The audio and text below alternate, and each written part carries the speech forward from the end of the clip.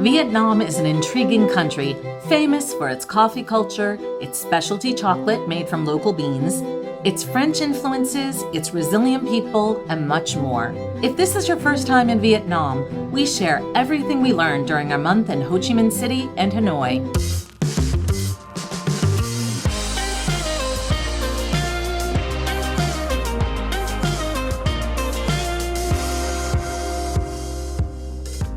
Welcome back to Finding Gina Marie, where we share our lives as full-time travelers and the connections we make along the way. If you're new here, welcome. I'm Judy. And I'm Kevin. This was our first visit to Vietnam and our first time to be in Southeast Asia. Previously, we'd been in Japan for over a month, so arriving in Vietnam was a bit of a culture shock. Let's talk a little bit about what's involved in getting here. First of all, you need an e-visa, which you can apply for online, and it's good for up to 90 days.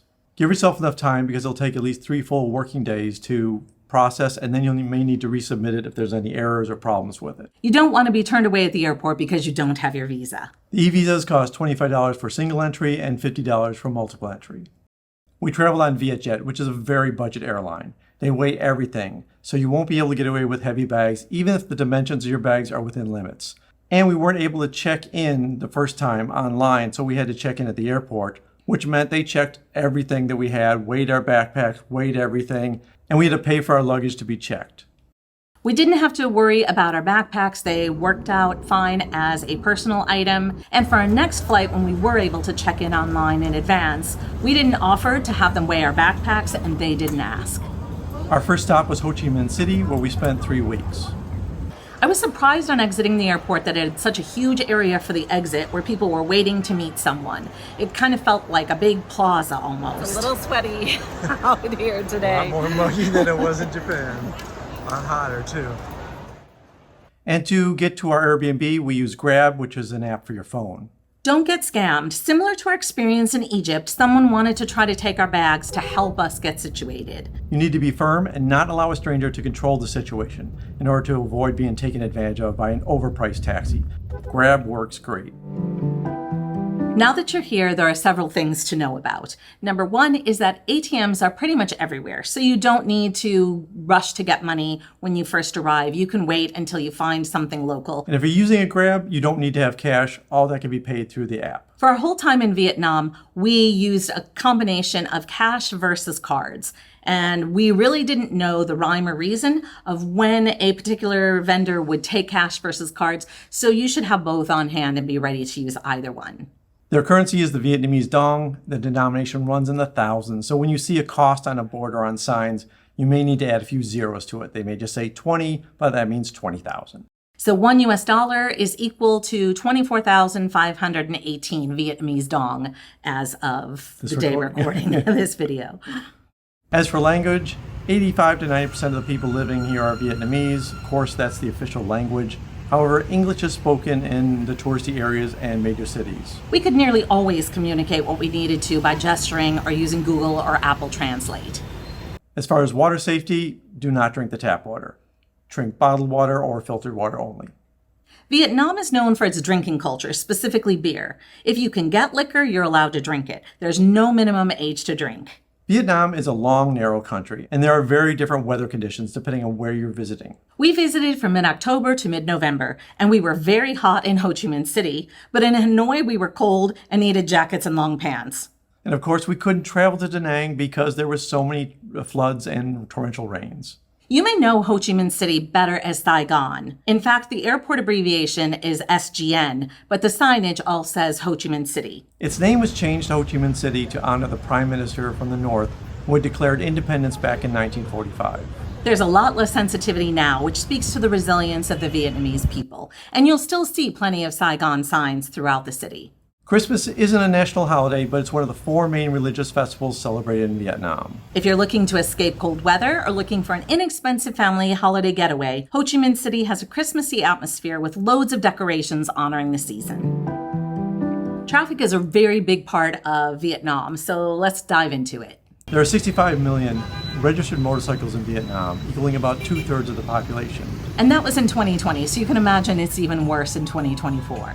And Ho Chi Minh City is the largest city in Vietnam, and its traffic reflects that. It can be intimidating as a pedestrian, so here are a few tips. Cross at the crosswalks, gesture with your hand to show where you're going, and if you need traffic to slow down or stop. Walk decisively. The traffic will be anticipating your next move because it's somewhat of a frenetic dance. So don't hesitate or retreat because that's not what they're expecting you to do. You don't really care that it's green for pet No, sporting. doesn't matter. And don't be surprised if you see motorbikes driving on the sidewalks as well, so you need to be paying attention. Tied to the motorbike culture, there's a huge number of people whose job it is to offer security for parked motorbikes. Hanoi isn't as big, and although there's still a rampant motorbike culture, it's not quite as congested as Ho Chi Minh City. I think that has to do with Hanoi not being as spread out as Ho Chi Minh City. We haven't been to central Vietnam yet, but in response to all your great feedback and recommendations, we'd like to go back and visit the central part of Vietnam next month. Right now, we're thinking our home base is going to be in Hoi An, and we're going to spend about 3 weeks there. So if you have any recommendations, especially if you have some non-touristy things for us to do, please let us know in the comments. We'd love to hear from you. Our goal, as always, is to make a deeper connection with the people of every country, including Vietnam. If you've been here for any length of time, you probably know that we're huge coffee fanatics. But did you know that Vietnam is the second largest exporter of coffee after Brazil? Much of the coffee is iced and sweetened with condensed milk. In the north, it's called brown coffee, and in the south, it's milk coffee. It's even more popular in Hanoi, but we had delicious egg coffee in Ho Chi Minh City too. And I really am not quite sure what it's supposed to taste like, but it's hot. And I didn't have to ask for it to be hot, so, but it's very thick and creamy. Okay, my understanding is that it has sweetened condensed milk in there. I can believe that because it is very sweet. But it's not like it's layered where I'm getting a drink from the top and it's all sweet and frothy and then I'm getting liquid underneath. Somehow it actually tastes all mixed in. Would you order it again? I don't know how many calories it is, but calories aside, it's quite tasty. What we didn't catch on camera was my hilarious reaction to the bitterness after I'd gotten through the top layer of the coffee, which actually was layered after all and not sweet. The most traditional and popular coffee is called fin coffee. The fin is a device used to brew coffee and is typically made of stainless steel and fits over the mouth of a cup. Because the coffee used with the fin is coarse ground, it takes about 5 minutes to drip through the device. Taking such a long time to drip, combined with the high ratio of coffee to water, gives it a stronger and bolder flavor, similar to espresso. Yeah, it is bitter and it's not terrible, actually, just like that. But I will add something to it. And here is the condensed milk, and then stir, and you can try again. It wasn't so bad. I mean, It wasn't so bad? It will probably grow hair on your chest, but No, I like it actually. yeah. Really? Good flavor. Yeah. Wow, it's so strong. Well, I mean, if you've had a shot of espresso, you know, that's pretty strong too. Yeah, espresso. Yeah.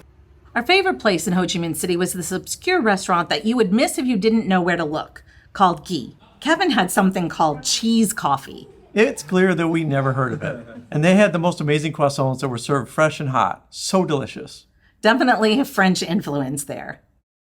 Our favorite coffee shop in Hanoi was this coffee shop on the second floor called Hidden Alley. And it's squeezed between two very prominent shops. If you blink, you're going to walk right past it. But there's a great hipster vibe energy and really great coffee. Sadly, Vietnam has experienced its share of war, including the Vietnam War that pitted the Communist government of North Vietnam against South Vietnam and its main ally, the U.S. Here, the war is called the American War. There's a bit of propaganda at the War Remnants Museum in District 3, but we encourage you to stop by and spend some time here. It's always enlightening to understand history from the other side to get a fuller perspective. The Agent Orange exhibit is especially powerful. There's an impactful monument nearby to commemorate the Buddhist monk that calmly allowed himself to be set on fire in 1963 in the middle of a street to protest against the persecution of Buddhists by the U.S.-backed South Vietnamese government. It's worth taking a guide with you to experience it. And we covered this site during our 3 coolest neighborhoods in Saigon tour, which is linked in the description below. If you've never been to Southeast Asia, but you spent time in Europe, it may give you some familiarity that there's a good amount of beautiful French architecture and influence from the period when Vietnam was colonized by France, beginning in 1877.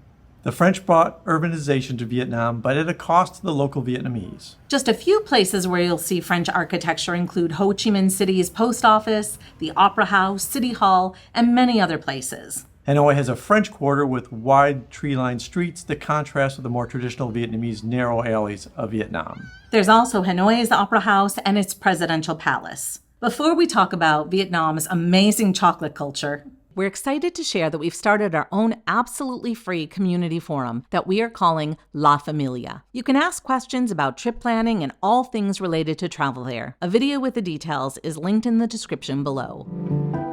So if you know anything about Judy, you know that chocolate is a good part of any trip. And in Vietnam, we learned that So Cola means chocolate. One of the places we think is worth visiting is Maison Maru. We didn't initially realize that it's a chain scattered throughout all of Vietnam, but that's okay. It was great chocolate. We stopped in for lattes and a cookie or a muffin. It's not a cheap meal, but it will give you the luxury chocolate fix if you're craving one. And I've been trying to get this the entire time we've been here, and it just hasn't worked out. So I'm delighted to get to sample some. Everything you wanted and more? I'd say it's worth having. Good win for all the walking today. Yes, definitely earned it today. Right outside our hotel in Hanoi was Alluvia chocolate, which is noted as being proudly crafted in the Mekong Delta. It's also worth a visit. We brought some chocolates back to our room as a delicious midday snack. One of the most local experiences to have is to eat at one of the many open-air restaurants that have small, colorful tables and chairs. You'll save a lot of money this way. When seeking out a place to eat, similar to food carts, go to places that are busy where you're seeing food made fresh and not sitting out. Some of the food we saw in District 1 made us a little more cautious about where to eat, and these very local places aren't on Yelp or have Google reviews. You'll find Western food here like burgers and pizza, but we hope you make an effort to enjoy the local flavors. If you go to a conventional Vietnamese restaurant, it's a little unexpected and a little unnerving just how many people are standing by your table. A waiter or server may be staring at you while you're looking at the menu, waiting for your response. Rice paper. Rice paper. Roi noodle. Flavor. Coriander. Mint. Fried pork. Roll. Salt.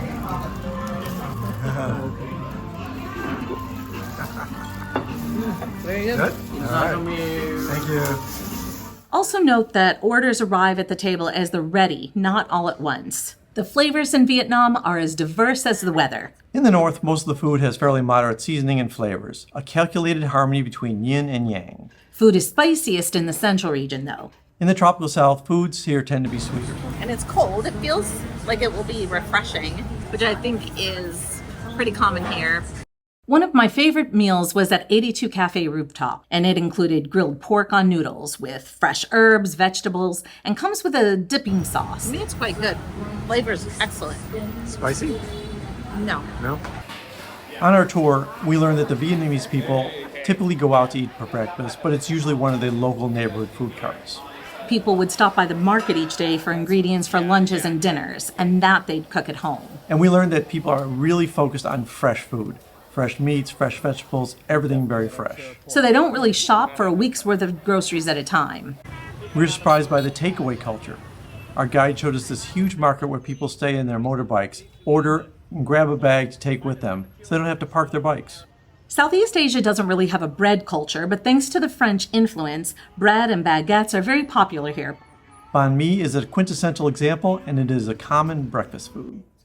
A visit to Vietnam wouldn't be complete without enjoying pho, a flavorful soup made with aromatic spices, herbs, and slow-cooked bones that have been simmered for hours to extract nutrients and flavors. The medium rare pork beef will continue to cook and will infuse with the flavor from the broth here. And if you have a more adventurous palate than ours, you'll find an assortment of coconut worms, ant eggs, grasshoppers, and crickets. But your mileage may vary regarding these delicacies. We had no intention of finding out what we might be missing. And when it comes time to leave Hanoi, their international airport has one of the nicest lounges with some of the best foods we've eaten. All right, let's talk about what we paid. Our Ho Chi Minh City Airbnb was $675.19, or $22.51 per night. Our Vietjet flight to Hanoi was $151.98. Our single entry visas were $25 apiece. Our grab from the airport was 100,000 dong, or $4. Our hotel in Hanoi, in Old Town, was $503.89, or $71.98 per night. The War Remnants Museum entry fee was 40,000 dong. The 3 coolest neighborhoods in Saigon tour was $74.12 for both of us. We spent 190,000 dong at Ghee Coffee, and that included a coffee and a croissant apiece. Lunch at A2 Cafe Rooftop cost 178,000 dong for both of us, which included fried rice and seafood for me and Judy's grilled pork and spring rolls with noodles. We spent about $11 for a visit to Maison Maru. Lattes were 150,000 dong, or $6.15 apiece, and their muffins and cookies were about 60,000 dong. Expensive, but a nice treat if you can fit it in your budget. Entrees at the street were 185,000 dong for my fried rice with seafood and 125,000 for Judy's pho. Kevin's broken rice with pork ribs and sausage was 140,000, and my braised roasted pork with braised pork hot pot and sour soup set was 150,000 dong. Kevin had strawberry tea and mine was lemongrass, each for 80,000 dong. 3 chocolate bars from Elavia were 300,000 dong. And they were worth every bit of that price. Our Hanoi beef noodle soup was 135,000 dong, fried spring rolls were 95,000 dong, and Kevin's Gao Lo noodles dish was 135,000 dong. A 2-liter bottle of water was 10,000 dong, or about 41 cents. Once again, you'll find cheaper food options at the informal food stands with colorful plastic chairs. As we mentioned, we're going back to explore central Vietnam from Hoi An. And we'd love to hear your suggestions and comments and anything you have to tell us in the comments below. We'd love to have you subscribe and follow along with us on our trip back to Vietnam and all of our travels. And check out findingginamarie.com, where you can find our La Familia forum and a lot of great articles. Until next time. Until next time.